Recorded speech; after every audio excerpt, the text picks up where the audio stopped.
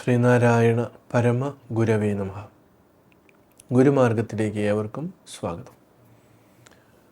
നമ്മൾ തീർത്ഥാടനവുമായി ബന്ധപ്പെട്ട് അറിഞ്ഞിരിക്കേണ്ട കാര്യങ്ങളെക്കുറിച്ചാണ് ഈയിടെയായിട്ട് സംസാരിച്ചു കൊണ്ടിരിക്കുന്നത്. അതിനകത്ത്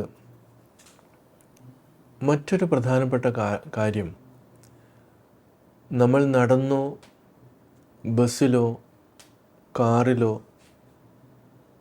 ടൂ വീലറിലോ ഏതിലൊക്കെയാണോ നമ്മൾ സഞ്ചരിച്ച് ശിവഗിരി എന്നുള്ള ആ ലക്ഷ്യസ്ഥാനത്ത് എത്തിപ്പെടുന്നത്, ഇതിനിടയ്ക്ക് കുറേ പ്രവർത്തനങ്ങളുണ്ട്. മനസ്സിൻ്റെ, ബുദ്ധിയുടെ, ഹൃദയത്തിൻ്റെ ഒക്കെ കുറേ പ്രവർത്തനങ്ങളുണ്ട്. അപ്പോൾ ഇവിടെ മനസ്സിൽ ആവശ്യമില്ലാത്ത വിചാരങ്ങൾ കുമിഞ്ഞുകൂടാതിരിക്കാനും ഈ യാത്ര സഫലമായി തീരുവാനും നമ്മൾക്ക് അനിവാര്യമായിട്ടുള്ള ഒന്നാണ് ജപം, മന്ത്രജപം.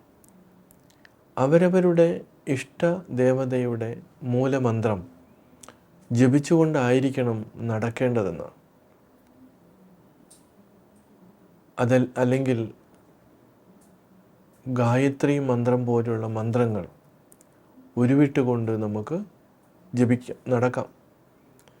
അങ്ങനെ ഒരു ശീലമാക്കി മാറ്റിക്കഴിയുമ്പോൾ അവിടെ ആവശ്യമില്ലാത്ത പലതും നമ്മളിൽ നിന്ന് വെളിയിലേക്ക് പോകും. ആ ഒരു മാനസികാവസ്ഥയിലേക്ക് നമ്മൾ പാകപ്പെട്ടു വരിക, അതിൽ നമ്മളെ മൊത്തം പാകപ്പെടുത്തുക. അങ്ങനെ ഒരു തലത്തിലേക്ക് നമ്മൾ എത്തിപ്പെടുമ്പോഴാണ് ഈ മന്ത്രം മനനാത് ത്രായതേ ഇതി മന്ത്ര. നമ്മളിതിനെ മനനം ചെയ്യുമ്പോൾ, ഈ മന്ത്രത്തിൻ്റെ അർത്ഥത്തെ മനനം ചെയ്യുമ്പോൾ സ്വാഭാവികമായിട്ടും നമ്മുടെ മനസ്സിനകത്തുള്ള കാലുഷ്യങ്ങൾ, അഴുക്കുകൾ എല്ലാം പുറത്തു പോകും, അതില്ലാതെയാകും.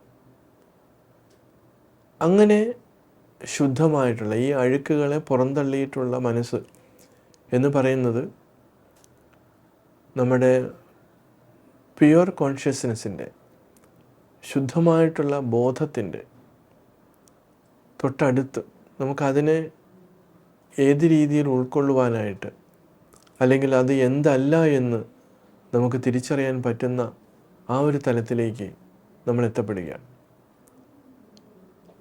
അപ്പോൾ എന്തുകൊണ്ടാണ് ഓരോ മഹർഷിമാരും ഓരോ ആചാര്യന്മാരും മന്ത്രജപത്തിന് ഇത്രമാത്രം പ്രാധാന്യം കൊടുത്തിട്ടുള്ളത്? അപ്പോൾ തീർത്ഥാടനത്തിന് നടന്നു പോകുന്നവരായാലും ശരി, ബസ്സിൽ വാഹനത്തിൽ സഞ്ചരിക്കുന്നവരായാലും ശരി, ഒരു ജപമാല കയ്യിൽ കരുതിയിട്ട് ഗുരുവിൻ്റെ പവിത്രമായിട്ടുള്ള മന്ത്രം ജപിക്കുകയോ ശാരദാദേവിയുടെ മന്ത്രം ജപിക്കുകയോ ചെയ്യാം. അപ്പോൾ ചില ആളുകൾ സംശയം ചോദിക്കുന്നുണ്ടായിരുന്നു, ശാരദാദേവിയുടെ മന്ത്രം സരസ്വതിയുടെ മന്ത്രമായിട്ട് ജപിച്ചാൽ മതിയോ? കുഴപ്പമൊന്നുമില്ല. അപ്പോൾ ശാരദാംബായേ നമഃ എന്ന് നമുക്ക് ഏറ്റവും ലളിതമായിട്ട് നമുക്ക് ജപിക്കാം. അപ്പോൾ ശിവഗിരിയിൽ ഗുരു പ്രതിഷ്ഠിച്ചിരിക്കുന്ന ശാരദാദേവി അതൊരു വിദ്യ മാത്രമല്ല, മറിച്ച് ആത്മവിദ്യ കൂടി, ഭൗതിക വിദ്യ കൂടാതെ ആത്മവിദ്യ കൂടി പ്രദാനം ചെയ്യുന്ന അതിൻ്റെ സ്വരൂപമാണ്. അപ്പോൾ അങ്ങനെ ഉള്ള ഒരു ശാരദാദേവി, പരിപൂർണതയിൽ നിൽക്കുന്ന ആ ശാരദയുടെ മന്ത്രം ജപിക്കുമ്പോഴും നമുക്ക് അതുമായിട്ട് ബന്ധപ്പെട്ട് നിൽക്കുന്ന എല്ലാ ഗുണഗണങ്ങളും ലഭ്യമാണ് എന്നുള്ളതാണ്. അങ്ങനെ നമ്മൾക്ക് ഓരോരുത്തർക്കും ജപം എന്നുള്ളത് ശാരദാദേവിയെയോ ഗുരുവിനെയോ ശിവനെയോ ഗണപതിയെയോ ആരെ വേണമെങ്കിലും നമുക്ക്, ഏത് മന്ത്രം വേണമെങ്കിലും നമുക്ക് ജപിക്കാം. പക്ഷേ ഒന്ന് മാത്രമായിട്ടിരിക്കണം. ഓരോരുത്തരും നമ്മൾ ജപിച്ചു പോകുക എന്നുള്ളതല്ല, ഒന്നിൽ മാത്രം കോൺസെൻട്രേറ്റ് ചെയ്തിട്ട് നമ്മൾ ജപിക്കുക. അങ്ങനെ വരുമ്പോഴാണ് നമ്മുടെ മനസ്സും ബുദ്ധിയുമൊക്കെ തെളിഞ്ഞു വരുന്നത്. അങ്ങനെ തെളിഞ്ഞു വരുമ്പോഴോ ഈ യാത്ര നടത്തുന്നതുകൊണ്ടുള്ള ലക്ഷ്യം നമുക്ക് സഫലമാക്കാൻ സാധിക്കും. അപ്പോൾ ജീവിതം തന്നെ ഒരു വലിയൊരു തീർത്ഥാടനമാണ്. ഇത് കുറച്ച് വർഷങ്ങളുണ്ട്. പക്ഷേ ക്ഷേത്രങ്ങളിലും ശിവഗിരിയിലും അതുപോലുള്ള സ്ഥലങ്ങളിലൊക്കെയോ അവിടെ നമുക്ക് സമയം വളരെ കുറവാണ്.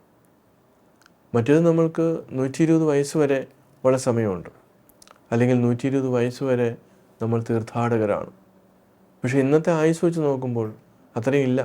ആവറേജ് ഒരു 70-75 ആ വയസ്സാകുമ്പോഴേക്കും ഓട്ടോമാറ്റിക്കായിട്ട് അവരുടെ യാത്രകൾ അവസാനിപ്പിക്കേണ്ടി വരികയാണ്. അപ്പോൾ ആ ദീർഘമായിട്ടുള്ള സമയം നമ്മൾക്ക് പരമാവധി ഉപയോഗപ്പെടുത്തിക്കൊണ്ട് ഈ മനുഷ്യജന്മത്തെ നമുക്ക് അർത്ഥവത്താക്കാനായിട്ട് ശ്രമിക്കണം. അങ്ങനെയാണ് പരമഗുരു നമ്മൾക്ക് ഉപദേശിച്ച ശിവഗിരി തീർത്ഥാടനത്തിൻ്റെയും ആത്യന്തികമായിട്ടുള്ള ലക്ഷ്യം. ഈ ജീവിതയാത്ര നമുക്കതിനെ എത്രമാത്രം ശുദ്ധതയോടെ, അതിനെ എത്രമാത്രം ഉൾക്കാഴ്ചയോടെ, തെളിച്ചത്തോടെ നമുക്ക് സമീപിക്കാൻ സാധിക്കുമെന്നുള്ളതാണ്. അതിനൊക്കെ ഏവർക്കും സാധിക്കട്ടെ. നമസ്കാരം.